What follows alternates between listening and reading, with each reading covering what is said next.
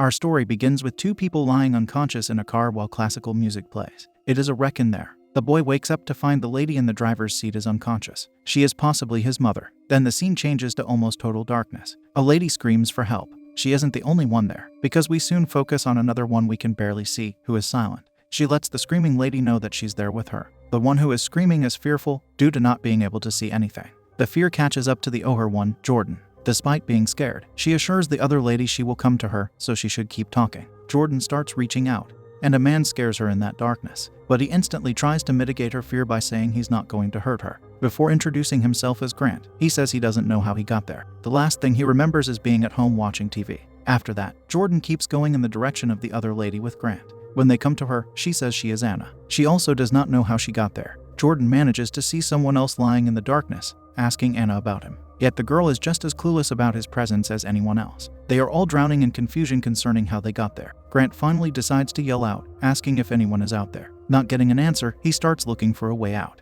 He finds an opening by searching in the dark. He also reports having found someone who is in shock. Since the girls are scared, Grant questions them. He knows they have no reason to trust him, however, that is exactly what he thinks they should do at a time like this. Afterward, the other man wakes up to start acting aggressively toward Grant. He thinks Grant placed him there. Managing to subdue the new man, Grant advises him to calm down. He has Luke. Grant also says they will all focus once Luke gets released. So he lets him loose, saying that someone else brought them there. He wants everyone to know that attacking each other will not solve their bleak situation. At that moment, we see the other person he found there. He introduces himself as Alex. Just like everyone else, he is confused. Because Luke has an injured face, Jordan asks him how he got it. He informs her that he woke up and someone was dragging him to a van. He got a few shots in him that made him lose consciousness. Jordan asks if he remembers anything else. This prompts Luke to sarcastically say that before his nose got broken, the man who did it told him about his dreams. He finds time to talk like that amid their turmoil. Grant, being a man of action, tells them all to spread out to look for an opening in the walls. This is someone who doesn't want to waste time. They found themselves in a place close to hell, so he wants out. That is when we get to experience more of Luke's opposing mindset, due to him asking Grant who made him the leader. Grant is also a collected individual. He doesn't take offense to Luke's words. He just tells him he can do what he wants. The scene changes drastically by taking us out of the darkness, showing us someone typing into a computer that this is the 5th hour of the first day. Interestingly, he also types that these people are subjects who are hopeful. They don't even know they are taking part in an experiment. Then we see day 2. The mysterious man watches on camera as Anna yells to be let out. He sees them much better than they see each other, for the cameras have night vision. He even can move the camera around. After that, he allows for a miracle to happen. He turns on the lights. Of course, they have a hard time handling the sudden appearance of luminosity they have been deprived of for one day. The place they are in looks like a cave. However, it's slightly more artificial than that. There is also something that looks like a clock behind bars. Anna asks what kind of clock it is, which makes Jordan say it isn't one. Subsequently, all of them start going into an opening. Approaching a wooden door, they start knocking on it. The man watches them with curiosity before opening the door for them.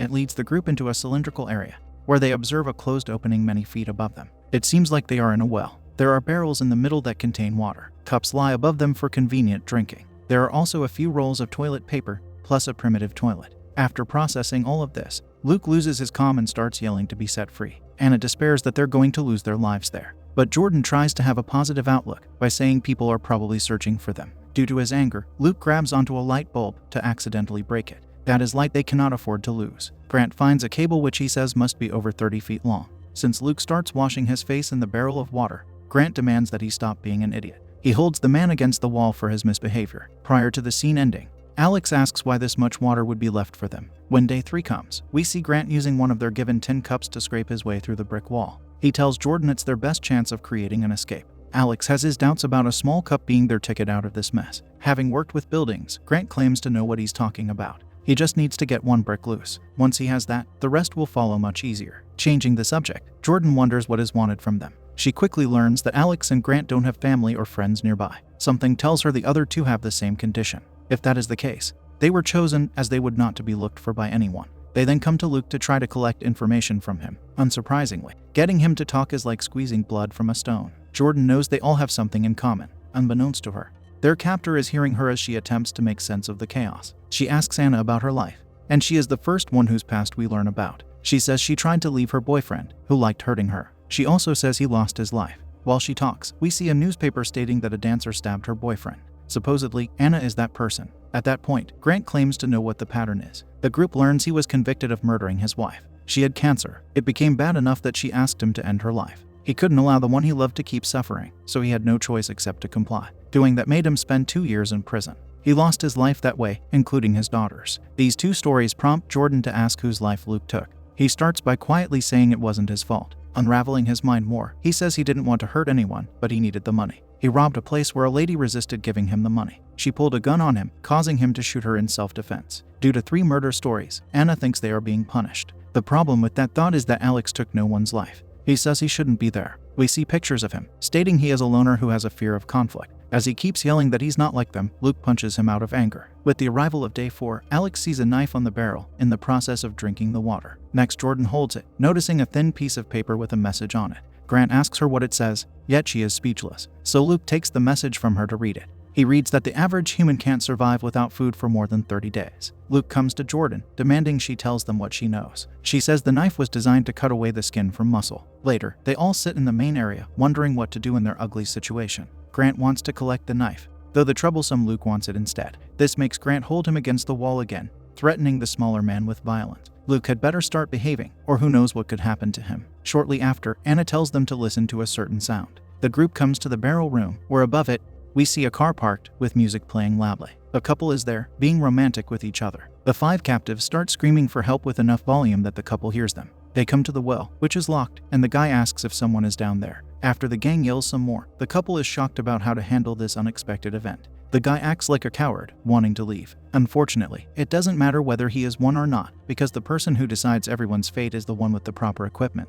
The girl soon gets shot with a tranquilizer dart. In a few seconds, so too does her boyfriend. The group worries that the voices have stopped. The couple sadly wakes up restrained in their car. The captor pushes it into the water. He's not even interested in experimenting on them, like he is with our protagonists. Once the 5th day comes, Jordan sits with Anna, who says she is getting colder. Jordan tells her it's because of her blood sugar dropping. Anna becomes curious about how starving to one's demise takes place. This thought is disturbing to Jordan, and she says it simply won't happen, they will escape. Yet this does not satisfy Anna. She needs to know. Jordan starts by saying there are 3 stages. Supposedly, she is a doctor. The first one is their bodies living off of stored calories from the last time they ate. The second stage starts when the body spends its fat to start burning muscle. Dizziness comes with this stage. As she says this, the days keep progressing forward, as indicated by that strange clock. It's a clock that keeps track of days instead of hours. Jordan goes over other symptoms one will experience. Eventually, the goal of the person becomes simply to stay alive. One searches for food anywhere it can be found. We see Alex doing just that on the wall in the well.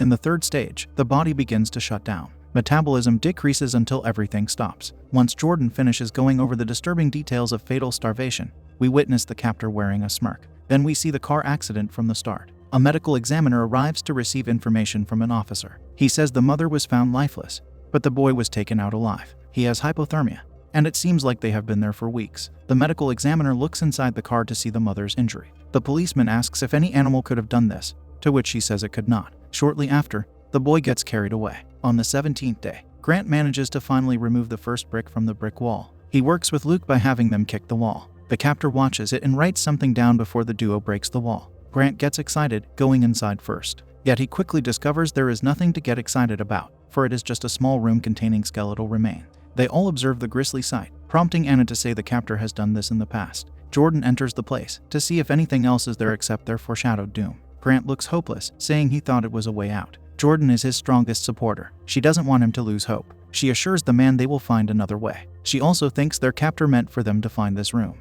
Taking the flask of a lifeless man there, who isn't yet a skeleton, she says he was the last to be in the cave. Soon she notices Grant is sick, even though he says he's fine. He informs her that he has arrhythmia. He had it for years. To that, Jordan says he needs to lie down. He cannot be moving around in his condition. While they are talking, the captor keeps watching them in amusement. On the 20th day, Alex plays with 2 insects on the ground. He names one of them Charlie and wants them to mate. Luke comes to eat one of them, receiving an insult from Alex for his action. Since the last bug is left now, Alex eats it too. Whichever one of them was Charlie, he is sadly Charlie no more. This is what the group has resorted to eating at this point in their lives. How would they have looked at eating insects a mere 20 days ago? Elsewhere in the cave, Jordan tells Grant she misses sunlight the most, something she took for granted her entire life. What's weird for her is that she regards herself as a night owl who went running at night, but now she misses the sun very much. Grant finds himself agreeing with her. She wishes she would have appreciated it more. Grant tells her he made a nightlight for his daughters when they were small. It was shaped like the sun. Every night they went to bed, he would recite a poem for them, which he recites to Jordan.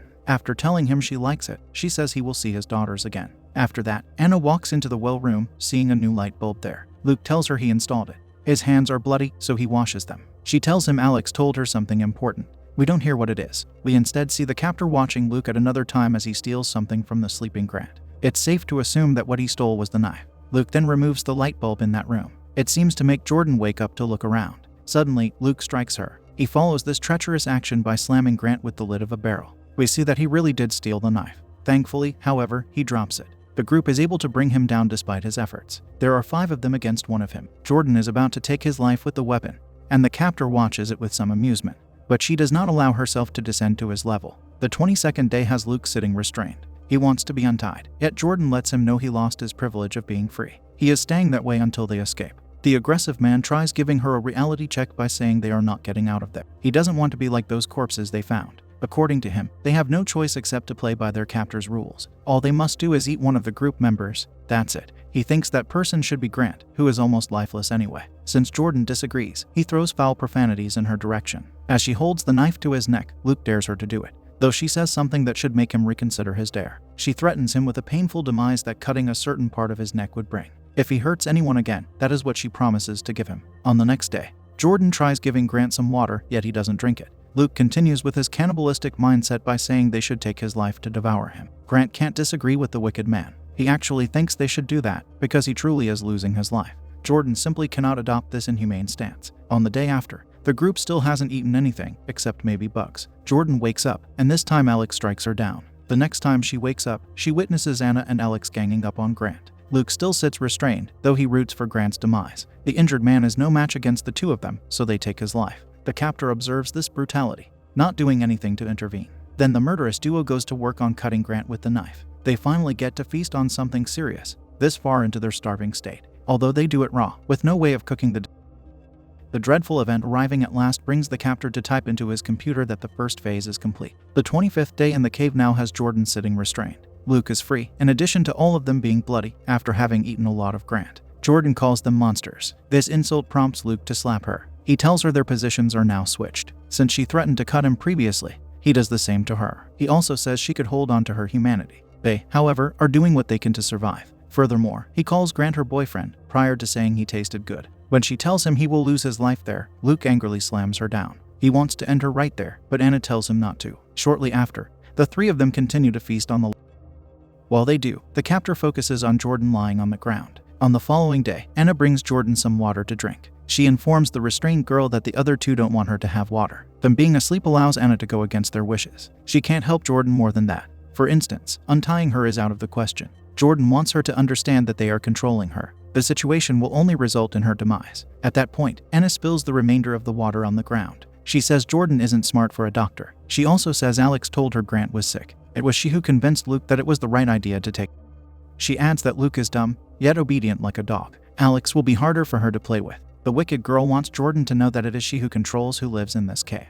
Later, we see Anna and Luke being intimate with each other in the well room. Alex just watches them with a creepy expression, which Anna soon catches. The successive day has Alex looking at Grant's flesh, while amusingly saying it has an essence. He thinks it captures the person's soul, but when it rots, he thinks it becomes like poison. Therefore, the conclusion he reaches is that he needs to be eaten fresh for its essence to be pure. As he says all this, Alex talks about his realization like it's some great discovery bestowed upon him by a higher power. Luke shakes his head in response, and Anna thinks he has gone insane. Objecting to their disapproval, Alex says he is free for the first time in his life. Once Luke tells him they still have to eat, Alex replies that she is too weak, meaning her essence is turning to poison. Luke doesn't like what Alex is implying, so he gets up to hold him by the head. He reminds the man who is losing his mind that they agreed to solely consume Grant, along with Jordan. They have survived this far. Now they have just a few more days. Despite Luke saying this, Alex still chooses to attack Anna when Luke leaves his sight. Due to his vile action, Luke is forced to save her by stabbing Alex. The captor watches this in amusement.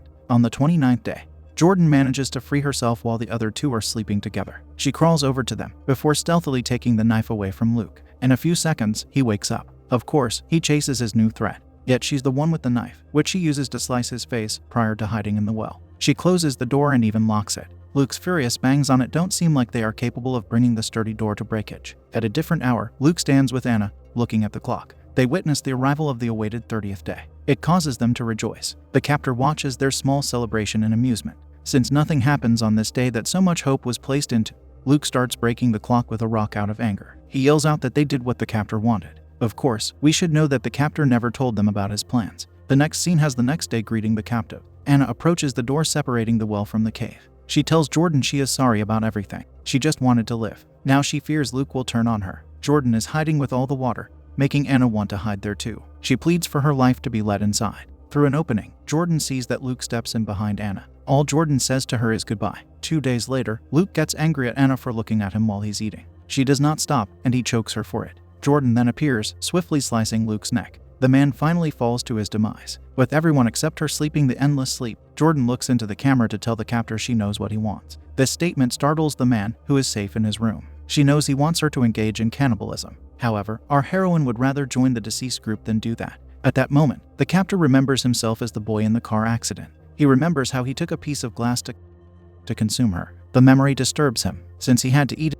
to survive. Throughout his life, this unfortunate memory grew into a deranged desire to watch other people do what he was forced to. On the 36th day, the captor gets frustrated with Jordan's refusal to refrain from eating. She looks lifeless to him, sitting against the wall. So he leaves his room to descend into the well by way of a rope ladder. After finding Jordan there, he flips the lid of a barrel beside her to see a message written on it in blood. It says, "See you soon, sunlight." Afterward, Jordan quickly impales the man with a bone, telling him that she won. Now there is nothing left to do except to escape. Jordan goes to the well to see the ladder. Seeing it must make her feel like she found a huge pot of gold. She remembers being a little girl, lying in the grass with the sun shining on her. While she climbs, she sees that sunlight again, the thing she missed the most, not having eaten for almost 40 days. It is miraculous how Jordan has the energy to ascend the ladder. Her will to live is that strong. Eventually, she comes out of the well to see the blue sky plus the blinding sun above her. A sole survivor sits there, knowing that her life has changed forever.